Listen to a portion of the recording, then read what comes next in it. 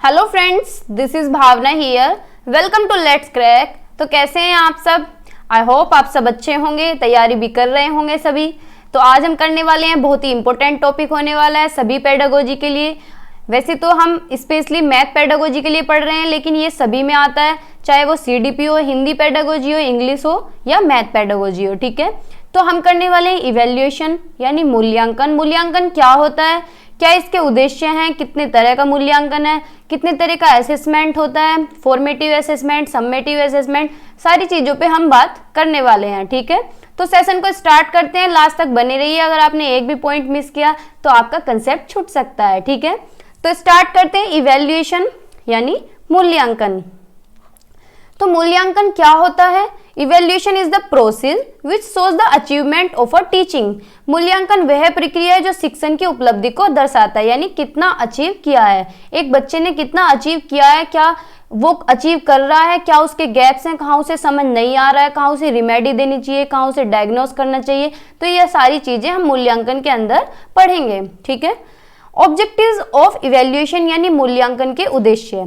क्या उद्देश्य होने चाहिए कि बच्चे की जो अचीवमेंट है उसे जाने कि कितना अचीव कर रहा है, कितना वो ग्रैब कर पा रहा है, पढ़ाया हुआ उसे कितने समझ में आ रहा है। तो ये सारी चीजें मूल्यांकन के अंदर आती हैं। ठीक है, टू एनहेंस द डेवलपमेंट यानी विकास को बढ़ाना, ये उद्देश्य होना चाहिए मूल्यांकन का कि बच्चे का विकास होता रहे, बच्चा सीखता रहे, प्रोग्रेस करता रहे, अचीव करता रहे। ठीक है, to know the abilities, capacities and interest of the learner, शिक्षार्थियों की क्षमताओं, उसकी योग्यता और रुचियों को जानना कि बच्चे की क्या कैपेबिलिटी है, कितना वो समझ सकता है, क्या उसका लेवल है। ठीक है, क्या उसका इंटरेस्ट है, उसे इंटरेस्ट आ रहा है पढ़ाई में या नहीं आ रहा है। ये सारी चीजें क्या है, इवेल्युएशन के अंदर आती है। इवेल्युएशन का उद्देश्य ही ये होता है कि बच्चे को जान पाए कि उसे इंटरेस्ट है पढ़ाई में या नहीं है, उसका लेवल क्या है, कितना वो समझ पा रहा है, क्या उसे समझ नहीं आ रहा है। ठीक है, to know the difficulties and unsuccesses of the learner, शिक्षार्थियों की कठिनाई और असफलताओं को जानना कि कहाँ बच्चे को कठिनाई आ रही है, किस टॉपिक में उसे कठिनाई आ रही है, किस चैप्टर में उसे कठिनाई आ रही है, किस सब्जेक्ट में उसे कठिनाई आ रही है और किस वजह से वो असफल हो रहा है। ठीक है, to organise remedies teaching for the learners, यानी जब बच्चे को कठिनाई आ रही होती है तो उसे रिमेडी देनी चाहिए। रिमेडी यानी उसे एक तरह से उपचारात्मक शिक्षण देना चाहिए। जैसे कि डॉक्टर के पास हम जाते हैं तो डॉक्टर हमें क्या देता है, दवाई देता है। हमें पहले डायग्नोज करेगा, देखेगा कि हमें क्या बीमारी है, फिर उसके बाद हमें उपचार देगा यानी दवाई देगा। तो इसी तरह से बच्चे को पहले देखे कि उसे कहाँ प्रॉब्लम आ रही है, क्या उसे समझ में नहीं आ रहा है, फिर उसके बाद उसे रिमेडी देना यानी उपचारात्मक शिक्षण देना। To know the skills and success of the teacher, शिक्षण और कौशल की सफलताओं को जानना। टीचर की सक्सेसफुल भी तभी मानी जाती है जब एक बच्चा सक्सेस होता है, यानी बच्चे को जब समझ आ रहा है, ये देखना है कि स्किल्स जो यूज कर रहे हैं वो कैसे यूज कर रहे हैं, कौन कौन सी स्किल्स हम यूज कर रहे हैं। ठीक है, to make teaching and learning effective, तो इसी तरह से टीचिंग को इफेक्टिव बनाया जा सकता है, लर्निंग को इफेक्टिव बनाया जा सकता है। ठीक है, टाइम टू टाइम मूल्यांकन होता रहे। फिर CBSE ने दो एस्पेक्ट्स दिए हैं मूल्यांकन के, CCE ने कंटिन्यूअस एंड कॉम्प्रिहेंसिव इवेल्युएशन, यानी दो पहलू हैं इसके, सतत और व्यापक मूल्यांकन। ठीक है, कंटिन्यूअस इवेल्युएशन यानी सतत मूल्यांकन, नाम से ही पता चल रहा है कंटिन्यूअस, यानी जो मूल्यांकन कंटिन्यूटी में होता है। ठीक है, जो इवेल्युएशन कंटिन्यूटी में चलता रहता है वो होता है continuous evaluation. It helps in the holistic development of the learner, यानी बच्चे का क्या है, समग्र विकास में मदद करता है, सर्वांगीण विकास में मदद करता है, यानी हर एक एस्पेक्ट्स पे वर्क करता है कि क्या उसे समझ नहीं आ रहा है, कहाँ वो समझ नहीं पा रहा है, किन चीजों को वो पकड़ नहीं पा रहा है। ठीक है, तो सारी चीजों पे ये वर्क करता है। लर्निंग जो है एक कंटिन्यूअस प्रोसेस है, यानी सीखना क्या है, एक सतत प्रक्रिया है, यानी पूरे जीवन हम कुछ ना कुछ सीखते ही रहते हैं। ठीक है, इस प्रकार शिक्षार्थियों का मूल्यांकन भी निरंतर होना चाहिए, यानी मूल्यांकन भी कंटिन्यूटी में होता रहना चाहिए। इससे पता चलता रहता है कि बच्चा कितना सीख पा रहा है, कितना उसे क्लास में समझ आ रहा है। ठीक है, तो इवेल्युएशन क्या है, कंटिन्यूटी में चलता रहना चाहिए। फिर इवेल्युएशन तीन प्रकार का होता है। इवेल्युएशन तीन प्रकार का होता है, डायग्नोस्टिक इवेल्युएशन यानी नैदानिक मूल्यांकन, फॉर्मेटिव इवेल्युएशन यानी निर्माणात्मक मूल्यांकन, सम्मेटिव इवेल्युएशन यानी योगात्मक मूल्यांकन। ठीक है, तो सारों पे बात करेंगे। डायग्नोस्टिक इवैल्यूएशन यानी नैदानिक मूल्यांकन, यानी जैसे कि मैंने बताया कि डायग्नोसिस, जैसे हमें बीमारी हो रही है, हमें कुछ भी फीवर आ रहा है तो हम डॉक्टर के पास जाएंगे तो डॉक्टर कहेगा कि पहले देखेगा कि किस तरह का बुखार है, क्या प्रॉब्लम है, डायग्नोज करेगा, फिर उसके बाद हमें दवाई देगा। तो डायग्नोसिस क्या होता है कि हमें बच्चे को देखना होता है कि बच्चा क्यों नहीं सीख पा रहा है और कहाँ नहीं सीख पा रहा है, क्या उसे समझ नहीं आ रहा है। ठीक है, इस मूल्यांकन का उपयोग उन शिक्षार्थियों की समस्याओं के निदान के लिए किया जाता है जो अपेक्षित प्रगति नहीं दिखाते, यानी जब बच्चा प्रोग्रेस नहीं दिखा रहा होता है तो उसे डायग्नोज करना होता है ना। जब बच्चे को समझ नहीं आ रहा होता है, उसके जैसे कि टेस्ट लिया है, उसके नंबर नहीं आ रहे, तो देखें कि नंबर क्यों नहीं आ रहे हैं, टेस्ट में पास क्यों नहीं हो रहा है, तो उसे डायग्नोज करना होता है। ठीक है, फिर पहले डायग्नोज कर लिया, फिर उसके बाद उसे उपचारात्मक दें, ये नहीं कि उसे डांट के बाहर भगा दें। अगर उसे टेस्ट में पास नहीं कर पा रहा है, क्लास में वो अच्छे से प्रोग्रेस नहीं कर पा रहा है, तो फिर उसे रिमेडी दें, यानी जहां उसे दिक्कत है, जिस टॉपिक में, जिस भी सब्जेक्ट में उसे प्रॉब्लम है, उसे दोबारा से कराएं या उसे रिमेडी दें जिस भी तरह से अच्छा हो। ठीक है, बेस्ट मेथड हो वो उसके लिए यूज करें। ठीक है, तो ये कौन सा हुआ, डायग्नोस्टिक इवैल्यूएशन। ठीक है, आई होप आपको समझ आया होगा कि बच्चे को डायग्नोज करना है कि क्यों वो प्रोग्रेस नहीं कर पा रहा है, क्यों वो सीख नहीं पा रहा है, ये देखना है कि बच्चे को समझ क्यों नहीं आ रहा है, क्या कारण हो रहा है। और जब ये कारण पता चल जाएगा फिर उसे रिमेडी देनी है कि इसलिए समझ नहीं आ रहा है, कोई बात नहीं, दोबारा बता दें, 3 बार बता दें, 4 बार बता दें, जितनी बार जब तक बच्चे को समझ ना आए उसे रिमेडी देते रहें। ठीक है, फिर है फॉर्मेटिव इवैल्यूएशन यानी निर्माणात्मक मूल्यांकन। फॉर्मेटिव इवैल्यूएशन क्या होता है, ये क्लास के दौरान होता है, क्लास के दौरान आकलन होता है। क्लास के दौरान कैसे होगा कि जैसे कि हमने कुछ भी पढ़ाया, फिर उसी टॉपिक का हम टेस्ट लें या होम असाइनमेंट दें या क्विजेस कराएं, तो इससे क्या होता है, बच्चे का पता चल जाता है कि उसने कितना सीखा, यानी क्लास के दौरान होता है, ये ड्यूरिंग द क्लास होता है, ड्यूरिंग द क्लास किया जाता है इस तरह का मूल्यांकन। यानी निर्माणात्मक मूल्यांकन जो है क्लास के दौरान किया जाता है, जैसे कि क्लास टेस्ट लेना, क्लास टेस्ट ना हो तो वीकली टेस्ट लेना, जैसे कि हम जब स्कूल में जाया करते थे कि हर मंडे में टेस्ट होना है, तो ये क्या होता है, ये फॉर्मेटिव असेसमेंट होता है, फॉर्मेटिव इवैल्यूएशन होता है। अब तो एनईपी भी कहती है कि बच्चे का क्या है, निर्माणात्मक मूल्यांकन हो, यानी समेटिव से फॉर्मेटिव की तरफ शिफ्ट कर दिया गया है। एनईपी भी यही कहती है कि बच्चे का साथ के साथ मूल्यांकन होता रहे, जिससे कि पता चलता रहे कि कितना वो समझ पा रहा है, कितना उसे समझ आ रहा है, कहाँ वो प्रोग्रेस कर रहा है, किस जगह प्रोग्रेस नहीं कर रहा है। ठीक है, तो उसे इस तरह के असाइनमेंट्स दिए जाएं जिससे पता चले, क्लास टेस्ट कराए जाएं, वीकली टेस्ट कराए जाएं। ठीक है, वीकली टेस्ट कराए जाएं, मंथली टेस्ट हो, मंथली टेस्ट इंक्लूड करें। ठीक है, क्विजेस कराएं, तो इस तरह का मूल्यांकन किया जाना चाहिए। तो ये कौन सा मूल्यांकन हुआ जो दौरान होता है कक्षा के, फॉर्मेटिव इवैल्यूएशन। ठीक है, ये सबसे ज्यादा इंपॉर्टेंट है, यही सबसे ज्यादा पूछा जाता है, फॉर्मेटिव इवैल्यूएशन या फॉर्मेटिव असेसमेंट या असेसमेंट फॉर लर्निंग, ये तीनों एक ही बात है। ठीक है, फिर है समेटिव इवैल्यूएशन यानी योगात्मक मूल्यांकन। समेटिव असेसमेंट क्या होता है, ये एंड ऑफ द ईयर होता है, यानी साल के अंत में, एंड ऑफ द ईयर, साल के अंत में जो मूल्यांकन होता है उसे हम कहते हैं योगात्मक मूल्यांकन। यानी नाम से पता चल रहा है कि पूरी साल का जो योग है वो साल के लास्ट में होगा, यानी समेटिव इवैल्यूएशन।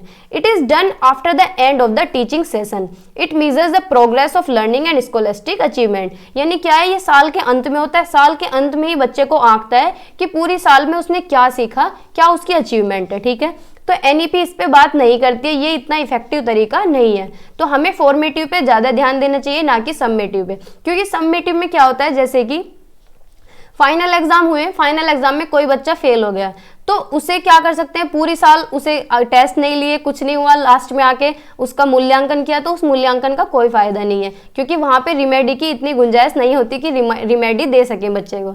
ठीक है, तो ये क्या होता है, एंड ऑफ द ईयर होता है, जैसे कि फाइनल एग्जाम है, हमारे फाइनल एग्जाम होते हैं, जैसे कि बीएड वालों के पूरी साल चाहे टेस्ट भी ना हो, कुछ भी ना हो, फाइनल एग्जाम हो गए, कॉपी लिख के आ गए, अब फेल हो गए तो हो गया, पास हो गए तो हो गए। ठीक है, तो ये क्या होता है, समेटिव इवैल्यूएशन, यानी ये इतना ज्यादा इफेक्टिव तरीका नहीं है, इसे क्या बोलते हैं, योगात्मक मूल्यांकन, जो साल के अंत में होता है, एंड ऑफ द सेशन होता है, एंड ऑफ द ईयर होता है। ठीक है, इससे बच्चे की प्रोग्रेस देख लेते हैं कि क्या अचीवमेंट बच्चा कर रहा है। ठीक है, तो एंड में रिजल्ट ही आता है। फिर है कॉम्प्रिहेंसिव इवैल्यूएशन यानी व्यापक मूल्यांकन, ये बहुत बड़ा एरिया है। Comprehensive evaluation measures all the three aspect, ये सारे एस्पेक्ट्स पे वर्क करता है, यानी सारे पहलुओं पे वर्क करता है, संज्ञानात्मक पे भी, अफेक्टिव एंड साइकोमोटर, यानी संज्ञानात्मक, भावात्मक और मनोप्रेरक। संज्ञानात्मक यानी हमारे माइंड से रिलेटेड, कोग्निटिव जितनी भी हमारी दिमाग से रिलेटेड एक्टिविटीज होती है, जैसे कि हमारी थिंकिंग, सोचना, हमारी परसेप्शन, इमेजिनेशन यानी कल्पना शक्ति, ठीक है, लॉजिक लगाना, ये सारे क्या है, हमारे दिमाग से रिलेटेड काम है, ये कॉग्निटिव के अंदर आ जाते हैं, थिंकिंग, इमेजिनेशन, परसेप्शन, ठीक है, लॉजिकल। अफेक्टिव के अंदर क्या आते हैं, हमारे संवेग आ जाते हैं, हमारे इमोशंस आ जाते हैं, यहाँ लिख देती हूँ मैं, इसके अंदर हमारे इमोशंस आ जाते हैं, हमारा हंसना, रोना, खुश होना। साइकोमोटर के अंदर हमारी डूइंग एस्पेक्ट्स आ जाते हैं, यानी डूइंग एस्पेक्ट्स या डूइंग एक्टिविटीज, जो हम करके सीखते हैं, जो हम हाथ से करते हैं, ठीक है। तो it measures the scholastic and non scholastic aspects of learning, यानी कॉम्प्रिहेंसिव इवैल्यूएशन क्या है, हमारी स्कोलास्टिक यानी स्कूल की जो एक्टिविटी है, करिकुलर और को करिकुलर एक्टिविटीज दोनों को एसेस करता है, दोनों का मूल्यांकन करता है, जो हमारी स्कूल की गतिविधियां और जो बाहर की गतिविधियां हैं सभी इसके अंदर आ जाती हैं, सारे एस्पेक्ट्स पे वर्क करता है, ठीक है, चाहे वो कॉग्निटिव हो, अफेक्टिव हो, साइकोमोटर हो। इंपोर्टेंस ऑफ सीसीई यानी सीसीई का महत्व, इट मेजर्स बोथ स्कोलास्टिक, ये पॉइंट बहुत इंपॉर्टेंट है, scholastic and non scholastic aspects of learning. ये सीखने के शैक्षिक और गैर शैक्षिक दोनों पहलुओं को मापता है, यानी बच्चे की करिकुलर एक्टिविटीज भी और को करिकुलर एक्टिविटीज भी, यानी स्कूल की भी और स्कूल से बाहर की भी, स्कोलास्टिक और नॉन स्कोलास्टिक सभी एस्पेक्ट्स पे वर्क करता है। इट डायग्नोसिस द वीकनेस, यानी पहले वीकनेसेस को डायग्नोसिस करता है, यानी जो कमियां हैं उन्हें देखता है कि क्या कमजोरियां हैं, किस वजह से प्रोग्रेस नहीं हो रही है, फिर उन गैप्स को फिल करता है, ठीक है। पहले देखेंगे कि गैप कहाँ है, किस वजह से हो रहे हैं, फिर उन गैप को फिल करना, ठीक है। It promotes discovery of new techniques, ये नई तकनीकी की खोज को बढ़ावा देता है। It examines the school organisation, it stresses on the holistic development of the learner, यानी समग्र विकास पे जोर देता है। जब समग्र विकास ही हो जाएगा, जब स्कूल की भी सारी एक्टिविटीज आ जाएंगी और बाहर की भी, यानी स्कोलास्टिक और को स्कोलास्टिक, करिकुलर एंड को करिकुलर, तो सारी चीजें इसके अंदर समा जाती हैं। ये होलिस्टिक डेवलपमेंट अपने आप में इतना बड़ा वर्ड है कि सर्वांगीण विकास, ठीक है, एक तरह से समग्र विकास, सारे एस्पेक्ट इसके अंदर आ जाते हैं, ठीक है। फिर कुछ मेथड्स और टेक्निक्स हैं सीसीई की। सीसीई के तरीके और तकनीक इस प्रकार हैं। इंटरव्यू यानी साक्षात्कार, इंटरव्यू नाम से ही पता चल रहा है, जैसे हम कहीं इंटरव्यू देने जाते हैं तो जो सामने वाला बंदा होता है हमें किस तरह से आंकता है कि हमारे इंटरनल व्यू क्या है, पूछता है वो 5 मिनट में हमें पूरा आंक लेता है कि हमारे मन में क्या चल रहा है, क्या हमारी एबिलिटीज हैं, ठीक है, क्या हम डेली एक्टिविटीज में करते हैं, किस तरह की हमारी फ्लुएंसी है बोलने की, तो सारी चीजें क्या है, जो इंटरव्यू लेने वाला होता है वो 5 मिनट में सारी चीजों को आंक लेता है, ठीक है। यह शिक्षार्थी के आंतरिक विचारों को जानने में मदद करता है, यानी बच्चे के इंटरनल व्यू जानने में मदद करता है। बच्चे का इंटरव्यू जैसे होता है, जैसे कि हमारा एक्सपेरिमेंट, बायो में एंड टाइम एक्सपेरिमेंट होते हैं, तो बाहर से जो एग्जामिनर आते हैं एक्सपेरिमेंट लेने के लिए, कराने के लिए, टेस्ट कराने के लिए, तो वो बुलाते हैं ओरल टेस्ट के लिए, तो 1 से 2 क्वेश्चन पूछते हैं और पूरा जज कर लेते हैं कि हाँ इस बच्चे को इतना आता होगा, ठीक है, तो 2 मिनट में पूरा जज कर लेते हैं। इसी तरह से इंटरव्यू है कि इंटरनल व्यू जान लेते हैं बच्चे की कि बच्चे के अंदर क्या चल रहा है, ठीक है, और उसके डे टू डे एक्टिविटीज में क्या चल रहा है, शिक्षार्थी के दैनिक जीवन के सीखने और प्रयोगों को प्रकट करता है, ठीक है। फिर एक क्वेश्चनरी यानी प्रश्नावली, नाम से पता चल रहा है क्वेश्चन अगर बच्चा पुट आउट कर रहा है तो उसके अंदर क्रिएटिविटी आ रही है, और टीचर से पूछ रहा है क्यूरियोसिटी आ रही है, तो ये क्या करता है, अगर क्वेश्चन बच्चा पूछ रहा है तो ये उसके अंदर क्यूरियोसिटी लेके आता है, क्रिएटिविटी बढ़ती है बच्चे के अंदर, इमेजिनेशन आती है, लॉजिकल आती है, बच्चा तरह तरह से सोच पाता है, तो ये शिक्षार्थी के बीच जिज्ञासा पैदा करता है, ठीक है। तो ज्यादा से ज्यादा क्वेश्चंस पुट आउट करने चाहिए बच्चे को। टाइप्स ऑफ क्वेश्चंस यानी प्रश्नों के प्रकार 2 तरह के होते हैं, ओपन एंडेड क्वेश्चन और क्लोज एंडेड क्वेश्चन, यानी मुक्त अंत वाले ओपन एंडेड क्वेश्चंस वो होते हैं जिनके एक से ज्यादा दो आंसर हो सके, या फिर किसी टॉपिक के बारे में डिटेल लिखना, अपने विचार प्रकट करना, जिसकी कोई बाधा ही ना हो, जिसका कोई एरिया ही ना हो, वाइड एरिया हो। ओपन एंडेड क्वेश्चंस जैसे कि हम बीएड में लिखते हैं तो हमारी वहाँ कोई रेस्ट्रिक्शन नहीं है, हम अपने विचारों को वहाँ पे अच्छे से प्रकट कर सकते हैं। तो हमारी वहाँ पे लॉजिकल भी लगती है, यानी हमारी तर्कना भी लगती है, कल्पना शक्ति भी लगती है, हमारी इमेजिनेशन भी लगती है। ठीक है, तो इसके क्या है, एक से ज्यादा आंसर हो सकते हैं। तो ये बहुत इफेक्टिव तरीका है ओपन एंडेड क्वेश्चन। तो बच्चे से हमें ओपन एंडेड क्वेश्चन ही पुट आउट करने चाहिए, जिससे बच्चा क्या है, सोचने पे मजबूर हो जाए, उसकी लॉजिकल थिंकिंग डेवलप हो, क्रिएटिविटी आए उसके अंदर। फिर एक क्लोज एंडेड क्वेश्चन, यानी जिसका सिर्फ एक ही आंसर हो, जैसे कि एमसीक्यू, जिसमें बच्चे के दिमाग पे कोई जोर नहीं पड़ता। तो ये क्या है, इफेक्टिव तरीका नहीं है। क्लोज एंडेड क्वेश्चंस हमें नहीं पूछने चाहिए। अब वो तो अलग बात है कि हमारा सिस्टम ही ऐसा हो गया है कि सब जगह एमसीक्यू ही मिलते हैं, है ना। Questions are of following type, यानी इस तरह के भी होते हैं। कुछ फैक्चुअल क्वेश्चन यानी तथ्यात्मक प्रश्न, ये फैक्ट्स पे बेस्ड होते हैं, चाहे वो गलत हो चाहे वो सही हो। ठीक है। Convergent questions, these are the reason based questions but their answers have limitation. यानी कन्वर्जेंट क्वेश्चन का क्या मतलब है कि जिसकी लिमिटेशन हो, जैसे कि शॉर्ट टाइप क्वेश्चंस कि एक नंबर में हमें इतना ही लिखना है, 2 नंबर के क्वेश्चन में हमें इतना ही लिखना है, जिसकी लिमिटेशन हो, वो क्या होते हैं, कन्वर्जेंट क्वेश्चंस। डाइवर्जेंट क्वेश्चंस, जिसकी कोई लिमिटेशन ही ना हो, जो एनालिसिस के बेस पे हो, सिंथेसिस के बेस पे हो और इवैल्यूएशन के बेस पे हो। ठीक है, यानी ये तरीका बहुत बेस्ट है डाइवर्जेंट क्वेश्चंस का। ठीक है।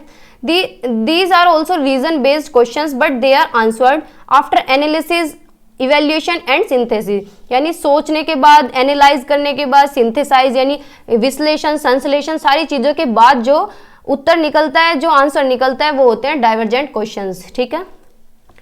इवैल्यूएशन क्वेश्चंस, इवैल्यूएशन क्वेश्चन होते हैं जब दो टॉपिक के बीच में कंपेयर करना हो, टॉपिक के बीच में कंपेयर करना हो, जैसे कि बीएड में आ रहा है कि मेजरमेंट और असेसमेंट के बीच में कंपेयर करना है, कि पहले मेजरमेंट के बारे में बताओ, फिर असेसमेंट के बारे में बताओ, फिर इन दोनों के बीच में डिफरेंस बताओ।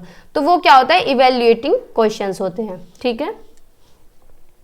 फिर ऑब्जर्वेशन यानी अवलोकन, it is very useful in the process of evaluation. ये मूल्यांकन की प्रक्रिया में बहुत उपयोगी है।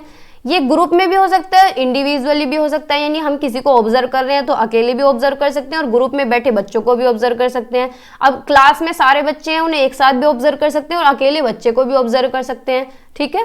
It helps in carrying out evaluation in a natural way, ये प्राकृतिक तरीके से मूल्यांकन करने में मदद करता है। ठीक है। तो ये हुआ ऑब्जर्वेशन। फिर है असाइनमेंट। असाइनमेंट क्या होता है, एक तरह से टास्क होते हैं जो बच्चों को दिए जाते हैं। तो ये किस में मदद करते हैं कि क्रिएटिविटी डेवलप होती है, ओरिजिनलिटी आती है बच्चे के अंदर, कॉग्निटिविटी डेवलप होती है, शिक्षार्थियों की रचनात्मक, मौलिकता और संज्ञानात्मक को जानने में मदद करते हैं असाइनमेंट्स। ठीक है, कि हमें छुट्टियों में जैसे हॉलीडेज होते हैं, 1 महीने की छुट्टी पड़ती है, तो उनमें असाइनमेंट्स दिए जाते हैं बच्चे को। वो किस लिए दिए जाते हैं कि जिससे उसकी क्रिएटिविटी कुछ क्रिएट वो कर सके, कुछ वो नया करके लेके आए क्लास में, उसकी ओरिजिनलिटी बाहर निकले, कॉग्निटिव उसका कुछ ना कुछ यूज हो। ठीक है। Assignments help the learner to find information, formulate their thoughts and explore, यानी बच्चा क्या है, एक्सप्लोर कर सके, कुछ ना कुछ अन्वेषण कर सके, कुछ ना कुछ इनोवेटिव कर सके। ठीक है। सभी को मिले होंगे असाइनमेंट्स अपने स्कूल टाइम में, है ना। पोर्टफोलियो, पोर्टफोलियो क्या होता है, a systematic collection of student work and related material that depicts a students activity, accomplishments and achievement in one और मोर सब्जेक्ट। यानी पोर्टफोलियो एक प्रकार की क्या होती है, फाइल होती है, जिसमें बच्चे के सारे निश्चित अवधि के किए गए कामों का संग्रह होता है। यानी बच्चे के जितने भी काम होते हैं उसका सारा डिटेल जो होता है उसके अंदर, फाइल के अंदर होता है, कि बच्चे की क्या परफॉर्मेंस है, क्या वो सीख रहा है, कहाँ उसे कमी है, कितने उसके नंबर है, सारी चीज क्या होती है, पोर्टफोलियो के अंदर होती है। एक तरह से रिकॉर्ड होता है ये। ठीक है। ये क्या करता है, बच्चे की ग्रोथ और डेवलपमेंट को इवैल्यूएट करता है, यानी कितनी वृद्धि हुई है, कितना बच्चे का विकास हुआ है, सारा इवैल्यूएशन पोर्टफोलियो के अंदर आ जाता है। ठीक है। फिर एक क्विज एंड कंपटीशन, यानी प्रश्नोत्तरी और प्रतियोगिता। क्विज से पता चल रहा है क्विज किस लिए कराई जाती है, कि बच्चे की नॉलेज डेवलप हो सके, कोऑपरेटिव की भावना आए उसके अंदर, डेमोक्रेटिक फीलिंग भी डेवलप हो। ठीक है। Checklist, it helps in assessing child's particular knowledge about a particular subject, यानी चेकलिस्ट किस लिए होती है कि किसी पर्टिकुलर सब्जेक्ट की नॉलेज को हम एसेस कर सकें, उसका मूल्यांकन हम कर सकें। ठीक है। फिर है पीरियडिक एग्जाम्स, यानी अवधि परीक्षा।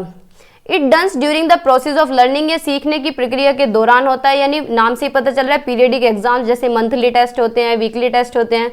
It quickly measures how learning is going on, इससे पता चल जाता है कि बच्चा कितना सीख रहा है और लर्निंग किस तरह से चल रही है। अब जब साथ के साथ टेस्ट होते रहेंगे तो पता चलता रहेगा कि कितनी लर्निंग हो रही है। अब जैसे कि आप पढ़ रहे हैं, ऐसा तो है नहीं कि आप सीधा सीटेट में जब पेपर आएगा उसी दिन जाके पेपर को अटेम्प्ट करेंगे, तो ये तो बहुत गलत तरीका है।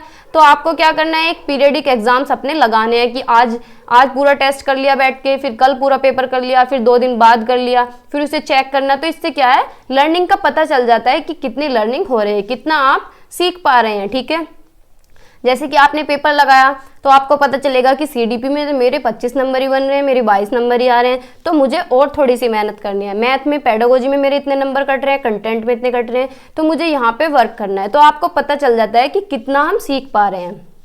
ठीक है, it is use for the continuous evaluation, यानी कंटिन्यूटी में इवेल्यूएशन होता रहेगा। तो ये तो आप करते रहना कि आपका एग्जाम बहुत अच्छा जाएगा। अगर आप पहले से ही प्री प्लानिंग करते हैं, एक तो प्लानिंग तो बहुत जरूरी है, दूसरा पेपर भी सोल्व करते रहें कि जितना आप प्रैक्टिस करेंगे उतना ही अच्छा आप पेपर में कर पाएंगे।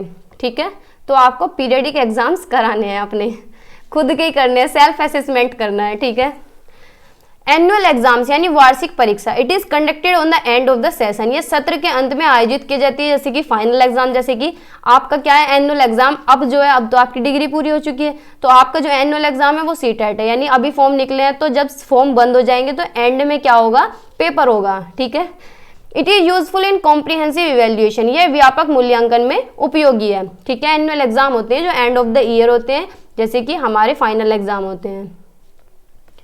फिर है प्रोजेक्ट वर्क्स यानी परियोजना कार्य है। एनालिसिस कलेक्टेड एंड डन, एकत्रित का विश्लेषण किया जाता है, यानी पहले डाटा कलेक्शन किया जाता है कि हम किस चीज पे प्रोजेक्ट बनाएं। ये ग्रुप में भी हो सकता है और इंडिविजुअली भी हो सकता है, यानी ग्रुप में भी बना सकते हैं और एक बच्चा भी बना सकता है। नाम से ही पता चल रहा है प्रोजेक्ट। ठीक है, it is based on the incident mentioned in the text book और फ्रॉम द रियल लाइफ, यानी टेक्स्ट बुक में जो टॉपिक दिए गए हैं उसके ऊपर भी प्रोजेक्ट बना सकते हैं और अपनी रियल लाइफ से रिलेट भी कोई भी टॉपिक ले सकते हैं। जैसे कि प्रोजेक्ट्स हम हॉलीडेज में या स्कूल में हमें प्रोजेक्ट मिलते थे, तो क्या ये बुक से भी मैडम टॉपिक उठा के दे सकती हैं, और जैसे दिवाली आ रही है तो उस पर कोई प्रोजेक्ट बनाओ, होली आ रही है तो उसके ऊपर बनाओ। तो क्या है, रियल लाइफ से भी उठा सकते हैं टॉपिक और टेक्स्ट बुक से भी। ठीक है, it provides the opportunities of self learning, ये बच्चे को स्वयं सीखने के अवसर प्रदान करता है। बच्चा क्या है, कुछ ना कुछ उसमें नया लगाने की कोशिश करता है, नए पॉइंट्स डालने की कोशिश करता है, तो बच्चे की क्या है, सेल्फ लर्निंग भी डेवलप होती है। It promotes group work, mutual learning and positive thinking, ये समूह में कार्य, परस्पर सीखने और सकारात्मक सोच को बढ़ावा देता है। ये प्रमोट करेगा, बच्चा प्रोजेक्ट बनाएगा तो वो ग्रुप में भी बना सकता है, तो क्या होता है, कोऑपरेशन की भावना भी आती है, म्यूचुअल लर्निंग होती है और पॉजिटिव थिंकिंग डेवलप होती है। फिर है कैरेक्टरिस्टिक ऑफ गुड टेस्ट, ये स्लाइड इतनी इंपॉर्टेंट है कि आपको सीटेट में भी हेल्प करेगी, सभी एग्जाम्स में यहाँ से क्वेश्चन आता है, चाहे आप कितने भी हाई लेवल तक चले जाएं, यूजीसी नेट तक भी चले जाएंगे तो भी यहाँ से क्वेश्चन बनता है। ये इतने इंपॉर्टेंट है, बहुत ज्यादा। वैलिडिटी यानी 4 तरह के टेस्ट होते हैं, वैलिडिटी वैधता, रिलायबिलिटी विश्वसनीयता, ऑब्जेक्टिविटी यानी वस्तुनिष्ठता, और यूजफुलनेस यानी प्रैक्टिकेबिलिटी उपयोगिता और व्यवहारिकता। वैलिडिटी क्या होती है, पर्पसिवनेस ऑफ अ टेस्ट, यानी एक परीक्षण का उद्देश्य। अब क्या उद्देश्य होना चाहिए, कोई भी टेस्ट है वो वैलिड होना चाहिए। जैसे कि सीटेट है, आप सीटेट देने चाह रहे हैं तो गवर्नमेंट आपको आंक रही है कि आप टीचर बनने के योग्य हैं या नहीं, आप एलिजिबल हैं या नहीं। तो सीटेट क्या है, एक वैलिड टेस्ट है क्योंकि उसका एक पर्पस सेट है कि आप बच्चों को पास करेगा और टीचर बनने के लिए। ठीक है, तो क्या है, ये वैलिड टेस्ट है, यानी पर्पस होना चाहिए टेस्ट का जिस पर्पस के लिए वो बनी है। जैसे कि वजन मापने की मशीन है तो उससे वजन ही माप सकते हैं, उस पर और काम तो कर नहीं सकते, तो वो मशीन क्या है, वैलिड है। सॉरी। रिलायबिलिटी यानी विश्वसनीयता, consistency of a score, consistency of a score, जब एक ही टेस्ट को, कोई भी टेस्ट हो रहा है, एक ही टेस्ट को दोबारा दे रहे हैं, एक टेस्ट दिया हमने, हमारा रिजल्ट आ गया, उस टेस्ट को हम दोबारा दे रहे हैं, अगर हमारे सेम नंबर आ रहे हैं तो वो टेस्ट क्या है, रिलायबल है, यानी विश्वसनीयता है उसके अंदर। ठीक है, एक टेस्ट को दोबारा देने पे अगर सेम स्कोर आ रहा है तो वो टेस्ट क्या है, रिलायबल है। फिर है ऑब्जेक्टिविटी यानी वस्तुनिष्ठता, इसके अंदर क्या है, ऑब्जेक्टिव टाइप क्वेश्चंस आते हैं, ये फैक्चुअल नॉलेज एसेस करता है, यानी फैक्चुअल जो नॉलेज होती है उसका आकलन करता है। ऑब्जेक्टिविटी के अंदर क्या आता है, जैसे कि कोई भी टेस्ट है, अगर उसे एक टीचर चेक कर रहा है, चाहे उसे 10 टीचर चेक कर लें, चाहे उसे 2 टीचर चेक कर लें, रिजल्ट क्या है, सेम आना है। तो वो क्या है, वो विश्वसनीयता है, ठीक है। यानी वो टेस्ट क्या है, ऑब्जेक्टिव है, ऑब्जेक्टिविटी है उसके अंदर, ठीक है। इसके अंदर ऑब्जेक्टिव टाइप क्वेश्चंस आ जाते हैं। अब जैसे ऑब्जेक्टिव टाइप क्वेश्चन है तो उसे क्या एक टीचर चेक कर ले तब भी वही नंबर आने हैं बच्चे के, 2 टीचर चेक करेंगे तब भी वही नंबर आएंगे। तो क्या होता है वो ऑब्जेक्टिविटी। यूजफुलनेस और प्रैक्टिकेबिलिटी, a test which does not only assess the bookish knowledge but also the practical knowledge is known as useful practical। यानी एक परीक्षण जो न केवल किताबी ज्ञान का आकलन करता हो बल्कि आपके व्यवहारिक ज्ञान को भी आंकता हो, ठीक है। आपके व्यवहारिक ज्ञान को भी आंकता हो, आपकी उपयोगिता को भी आंकता हो, ठीक है। उसे क्या कहते हैं, यूजफुलनेस। आई होप आपको ये समझ आया होगा। फिर है डायग्नोस्टिक टेस्टिंग यानी नैदानिक परीक्षण। नाम से ही पता चल रहा है डायग्नोसिस, पूरे ही टॉपिक में हमने यही समझा है कि डायग्नोज क्या होता है, नैदानिक परीक्षण करना यानी डायग्नोज करना, देखना कि कहाँ गैप फिल नहीं है, गैप्स को फिल करना, ठीक है। Identify the cause of slow progress among peoples, यानी बच्चे की जो धीमी गति हो रही है, जो बच्चा धीरे धीरे सीख पा रहा है या नहीं सीख पा रहा है, उसका पता लगाना कि क्यों नहीं सीख पा रहा है, क्या कमी है, किस वजह से बच्चा ये नहीं कर पा रहा है, ठीक है। बच्चे की वीकनेसेस पता करना और उसके गैप्स को फिल करना, ठीक है, उसके गैप्स को फिल करना। ये क्वेश्चन सीधा आया हुआ है सीटेट में, ठीक है, कि बच्चे को क्या है पहले डायग्नोज करेंगे, किस लिए कि उसके गैप्स को पता लगा सकें, और रिमेडी देंगे क्यों, क्योंकि उसके गैप को फिल कर सकें, ठीक है। Provide proper feedback to peoples, यानी विद्यार्थियों को उचित प्रतिक्रिया प्रदान करना, ठीक है, फीडबैक देना साथ के साथ। फिर रिमेडियल टीचिंग यानी डायग्नोसिस के बाद रिमेडियल होगा, यानी उपचार होगा, इलाज होगा, दवा पानी होगी। टू रेक्टिफाई, इम्प्रूव और रिमेडी समथिंग डायरेक्टली असिस्टेंस हो नीड, यानी बच्चे को जहाँ पे दिक्कत आ रही है उसकी सहायता करना, उसे सुधारने की कोशिश करना। ऐसे उपदेशात्मक सहायता को सुधारने के लिए जिसकी आवश्यकता है, यानी जहाँ बच्चे को दिक्कत है, जहाँ उसे आवश्यकता है, जहाँ उसे मदद देनी चाहिए वहाँ उसे रिमेडी देना, यानी वहाँ उसका उपचार करना, वहाँ उसके गैप्स को फिल करना। इसकी क्या क्या विशेषताएं, क्या इसके लाभ हैं। Fill the gaps of the learning, यानी जो गैप है, जो खाली है, जो जहाँ समझ नहीं आ रहा है वो गैप को फिल करना। रीइंफोर्समेंट देना, यानी बच्चे को फीडबैक देना।